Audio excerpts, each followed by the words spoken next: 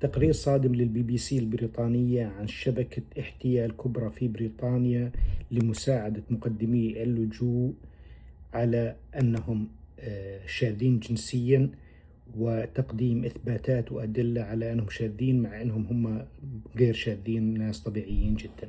شو اللي صار؟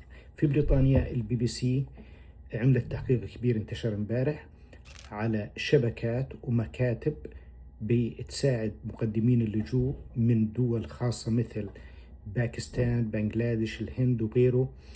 بهذول بيقدموا على أساس أنهم خوالات شاذين جنسيا، وبيساعدوهم بيعملوا لهم ذا هول باكج، من انهم يجهزوهم للانترفيو، صور وهم بملاهي ليلية تبعت الشاذين جنسيا الجيز، باكج كامل. وبكلف هذا الباكج مرات ل 7-8 آلاف باوند استرليني. والشخص اللي عنده معه انترفيو وبدون ما تنتبه طبعا بكاميرات خفية اسمها تانيشا، برضه هي كانت جنسيتها بنغالية أو باكستانية.